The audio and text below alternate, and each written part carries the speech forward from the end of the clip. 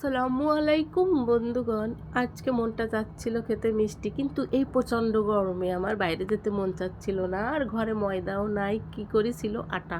তো এই আটা দিয়ে ভাবলাম একটু বালুশাহী মিষ্টি তৈরি করে নিয়ে, আর তৈরি করে নিয়ে খেয়ে দেখেছি বন্ধুগণ, এতটা মজার হয়েছে আমি ভাবতেও পারি না আটা দিয়ে এই বালুশাহী মিষ্টি এত মজার হয়।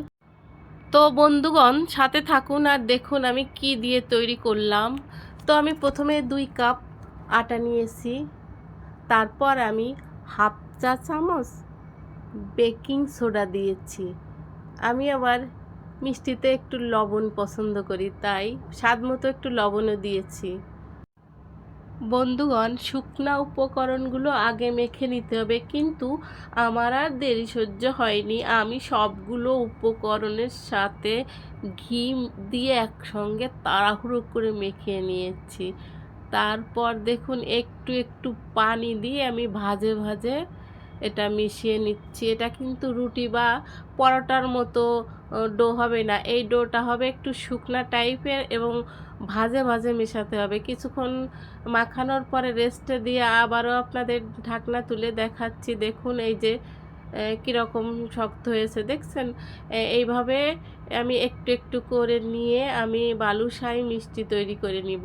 আমারটা হয়েছে একটু বালুশাহী ফুল মিষ্টি। যাই হোক, নিজের তৈরি ঘরে তৈরি খাবারের স্বাদই আলাদা বন্ধুগণ। এইভাবে ফোল্ড করে করে মানে পরতে পরতে ভাজে ভাজে একটু মিলায়ে তারপর মাঝখানে একটু একটু প্রেস করে একটু ডাবিয়ে নিতে হবে।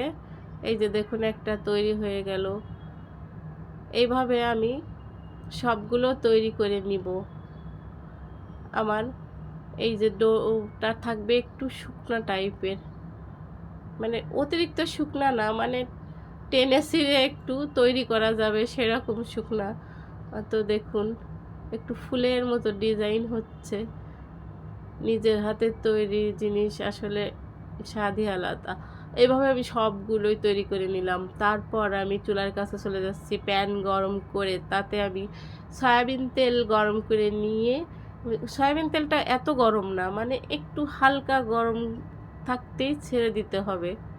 বেশি গরম হলে পুড়ে যাবে, তো তাই একটু একটু করে মানে মৃদু আঁচে জাল দিতে হবে। একটু সময় করে ধরুন 20 থেকে 25 মিনিটের মতো ধীরে ধীরে একটু জাল করে নিতে হবে। এপিঠ ও পিঠ আস্তে আস্তে ভেজে নিতে হবে। বেশি জোরে জাল দিলে তিতা হয়ে যাবে পুড়ে, আর এই চুলার কাছ থেকে সরা যাবে না বন্ধুগণ। পাশে দাঁড়িয়ে থেকে এগুলো ভেজে নিতে হবে। আমার সবগুলো ভাজা হয়ে গেছে, আমি এখন একটা একটা করে তুলে নিচ্ছি এক সাইডে রেখে। তারপর আমি চিনির শিরা তৈরি করে নিচ্ছি। আমি 1 কাপ চিনির ভিতরে 1.5 কাপের মতো পানি দিয়েছি। আমি একটু পাতলা শিরা করতে চাই, কারণ এই ছোট বড় সবাই একটু খাবে, তো মিষ্টি বলে কথা, হোক না সে বালুশাহী মিষ্টি। তো আমি এই শিরার ভিতরে একটু এলাচের গুঁড়ি দিয়ে দিচ্ছি। আমার ঘরে এলাচের গুঁড়ি ছিল, আপনারা আস্ত এলাচও দিতে পারেন সুঘ্রাণের জন্য। চিনির শিরায় বল্লক এসে গেছে, আমি এখন একটা একটা করে বালুশাহীগুলো ছেড়ে দিচ্ছি। তো কিছুক্ষণ এভাবে একটু চিনির শিরা ছিটিয়ে দিয়ে ঢেকে রাখছি। বন্ধুগণ বেশি মজার জন্য ধরুন রাতে বানাবেন, সকালে খাবেন, অনেকটা স্বাদের হয়, অনেকটা মজার হয়। তো আমি এখন এগুলি কিছু সময় ধরে ঢেকে রেখেছিলাম, এখন আপনাদের দেখানোর জন্য তুলে নিচ্ছি এক একটা করে। এই বালুশাহী মিষ্টিগুলো যতটুকুই ভিজেছে তাতেই মজার হয়েছে। তো এখন এক সাইডে সবগুলো বালুশাহী মিষ্টি তুলে রেখে আমি এখন একটা মাওয়া তৈরি করছি। মাওয়া হচ্ছে এই কিছু গুঁড়ো দুধ নিয়ে আমি তাতে পরিমাণ মতো ঘি দিয়ে চাকনির সাহায্যে চেকে নিচ্ছি। দোকানে যেমন মাওয়া তৈরি করে মিষ্টির উপরে দেয়, দেখুন ঠিক তেমনই তৈরি করে নিলাম। এখন এই বালুশাহী মিষ্টিগুলো মাওয়ায় গড়িয়ে নেব। উপরে দিলেই যথেষ্ট, দেখতেও সুন্দর লাগে, খেতেও কিন্তু খুবই মজার হয়।